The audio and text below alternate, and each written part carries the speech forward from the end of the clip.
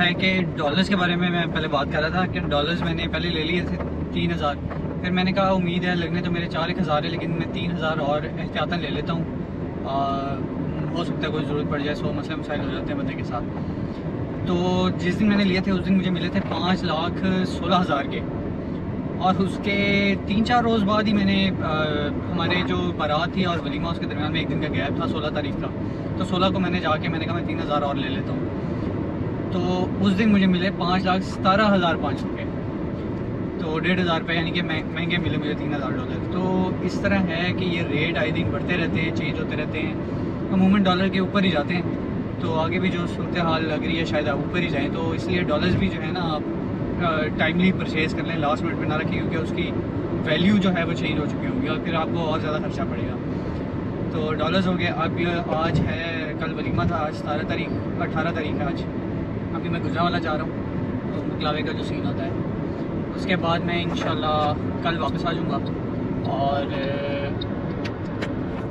वहाँ पे फिर ये है कि एक हम दोनों के कोविड के टेस्ट रहते हैं, बाकी सारी चीज़ें मेरा ख्याल है हमारी पूरी हो गई हैं। एक कोविड का टेस्ट रहता है और फिर हाँ जो वहाँ पे हम, क्योंकि 2 डिफरेंट आइलैंड्स पे स्टे कर रहे हैं, एक माफूशी आइलैंड है और एक कागी रिजॉर्ट है। तो जो एयरपोर्ट है, ये छोटे छोटे आइलैंड्स ही हैं सारे मालदीव्स में, कोई ऐसा नहीं है, कोई लैंड मैस नहीं है। तो पहले हम एयरपोर्ट पे उतरेंगे मालदीव्स में, उसका नाम है माले सिटी का जो है एयरपोर्ट। वहाँ से फिर माफूशी आइलैंड जाना है, वो वाया स्पीड बोट जाया जा सकता है, प्राइवेट आप करवा के, या फेरीज़ के थ्रू। पिछले दिनों तो 1 साल से तो फेरीज़ बंद थी क्योंकि कोविड की वजह से वो शेयर राइड्स नहीं कर रहे थे। तो आपको स्पीड बोट ही करवानी पड़ती थी। वो पड़ती है तकरीबन $150 की जाने और आने की। तो उसमें 4 लोग जा सकते हैं। तो अगर वहाँ पे आपको कोई और 2 बंदे मिल जाए शेयर करने के लिए तो खर्चा कम हो जाता है। अब लेकिन उन्होंने जो होटल वाले थे वो, उसका नाम है ग्रैंड सी व्यू होटल। तो उनसे मैंने बात की, उन्होंने कहा कि जी अभी हम शेयर्ड राइड्स भी कर रहे हैं, तो आपको उसका भी स्केड्यूल भेज देते हैं। तो वो $20 पर पर्सन बनता है वन वे। तो वो अभी बात की है उनसे, तो अभी उनको वापस आके कल तो वो भी फाइनल देना है ताकि वो पहले से बुकिंग कर लें उसकी। फिर प्रॉब्लम ये है कि माफूशी से हमने कागी कैसे जाना है। माले जो है उससे साउथ की तरफ ये माफूशी है और नॉर्थ की तरफ कागी है। तो डायरेक्ट माफूशी से उनकी ना कोई फ़्लाइट होती है सी प्लेन के थ्रू, ना कोई डायरेक्ट बोट राइड है। तो हमें वहाँ से वापस माले पहले जाना पड़ेगा। वहाँ से फिर आगे फिर 2 ऑप्शन हैं। एक स्पीड बोट का ऑप्शन है, वो रिटर्न पड़ता है तकरीबन $250 का जो बता रहे हैं। और अगर आप सी प्लेन के थ्रू जाना चाहें तो वो $300 पर पर्सन है। और वो 2 लोगों का यानी कि आप लगा लीजिए साहब $600 बनता है। उनको भी 4 दिन पहले एटलीस्ट इन एडवांस बताना पड़ेगा ताकि वो बुकिंग करा लें। और फिर ये है कि एक आइलैंड से दूसरे आइलैंड पे जाने के लिए उनका एक स्प्लिट डिक्लेरेशन फॉर्म होता है मालदीव्स के अंदर जाके भी। तो एक आइलैंड से दूसरे आइलैंड के अंदर जाने के लिए आपको विदिन 48 आवर्स आपको एक कोविड का टेस्ट करवाना पड़ता है। वो कोविड का टेस्ट आपका नेगेटिव आएगा तो आपको दूसरे आइलैंड वाले एंटर होने की इजाज़त देंगे। फिर उस आइलैंड से वापस क्योंकि माले जाना है तो फिर अगेन वहाँ पे कागी में भी हमारा एक कोविड का टेस्ट होगा। तो किसी जगह पे $45 है, किसी जगह पे $60 है, किसी जगह पे $50 है कोविड का टेस्ट। अब कागी में ये $60 है और माफूशी में ये $60 है, मतलब वन वे और दी अदर। एक में 50 एक में 60 है। तो ये 2 टेस्ट भी हमें करवाने पड़ेंगे। इसके अलावा एक हेल्थ डिक्लेरेशन फॉर्म होता है मालदीवियन गवर्नमेंट का। कई गवर्नमेंट्स तो क्योंकि पाकिस्तान में पोलियो है, पोलियो के भी हेल्थ कार्ड मांगती है, लेकिन उसमें मालदीव्स का ऐसा मैंने कहीं पढ़ा नहीं कि पोलियो के उन्होंने, लेकिन हमने एहतियातन वो भी बनवा ली है पोलियो के भी। और अच्छा, जो अब बुकिंग्स भी आपको जैसे ही आप टिकट्स अपनी कंफर्म करें आपको बुकिंग्स कर लेनी चाहिए। बुकिंग्स के 2-3 मेथड्स हैं। एक आप अपने एजेंट के थ्रू करवाएं, एक ये है कि आपको, मेरा एक दोस्त गया हुआ था पहले अब्रॉड, तो उसके थ्रू मैंने वहाँ पे ना bookings.com पे करवाई। अब bookings.com पे आप जब बुकिंग करवाते हैं, एक तो डायरेक्ट होटल से जब आप बुकिंग करवाएं उसकी निस्बत सस्ता पड़ता है, मैंने क्या रेट्स कंपेयर किए थे। और दूसरा उसका ये फ़ायदा होता है कि आपको एडवांस पेमेंट का भी ऑप्शन है और आप ऐड प्रॉपर्टी जाके भी पे कर सकते हैं। तो हमने ऐड प्रॉपर्टी किया, लेकिन उसके लिए आपको पहले एक वैलिड अपना डेबिट कार्ड या क्रेडिट कार्ड चाहिए। अब उसमें भी फिर पंगे हैं। आपके पास अगर कार्ड है तो देखिएगा उसके साइड कॉर्नर पे लिखा होगा वीज़ा या पेपाल या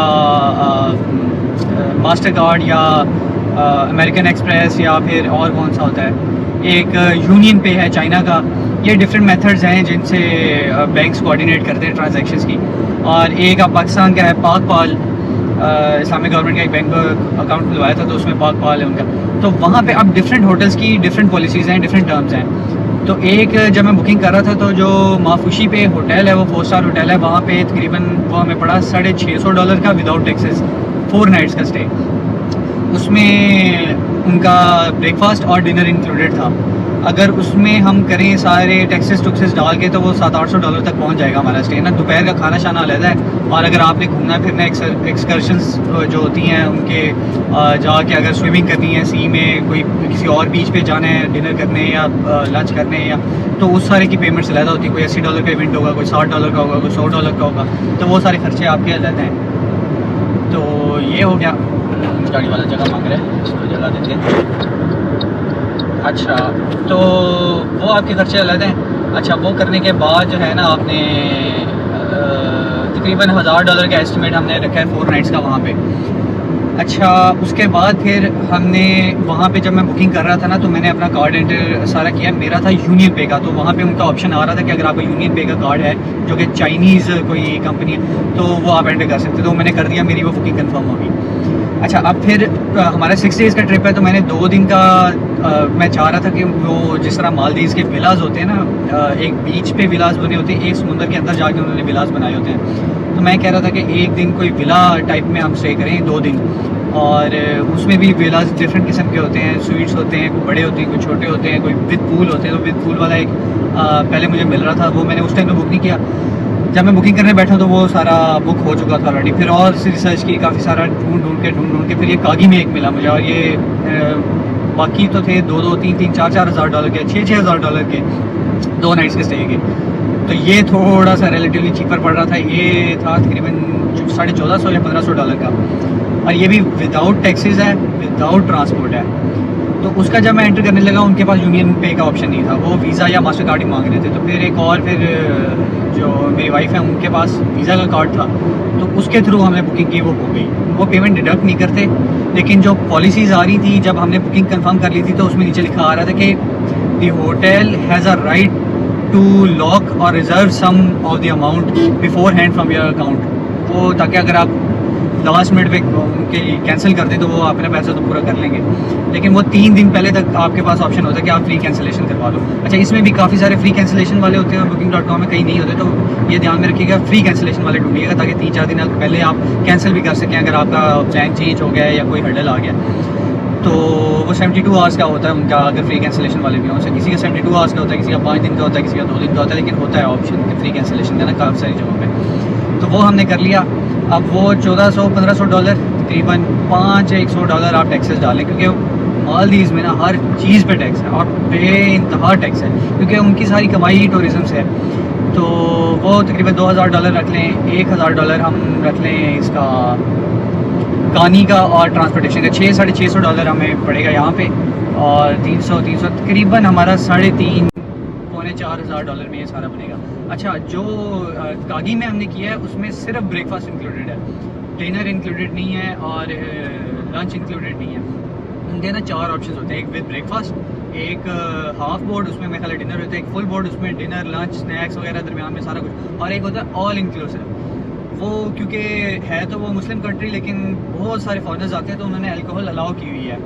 तो उनके जो होटल्स हैं, रिजॉर्ट्स हैं, वहाँ पे उन्होंने अल्कोहल अलाउ किया। तो जब आप ऑल इंक्लूसिव सेलेक्ट करते हैं, तो उसमें उनकी वाइन, बियर और शैम्पेन वगैरह और इस तरह की जो भी अल्कोहलिक बेवरेजेस होती हैं, तो वो सारा भी उसमें इंक्लूडेड होता है। अदरवाइज़ हमें क्या उसकी ज़रूरत है, अल्लाह खैर करे। तो ये तकरीबन हमारा ख़र्चा बन रहा है आज के दिन में।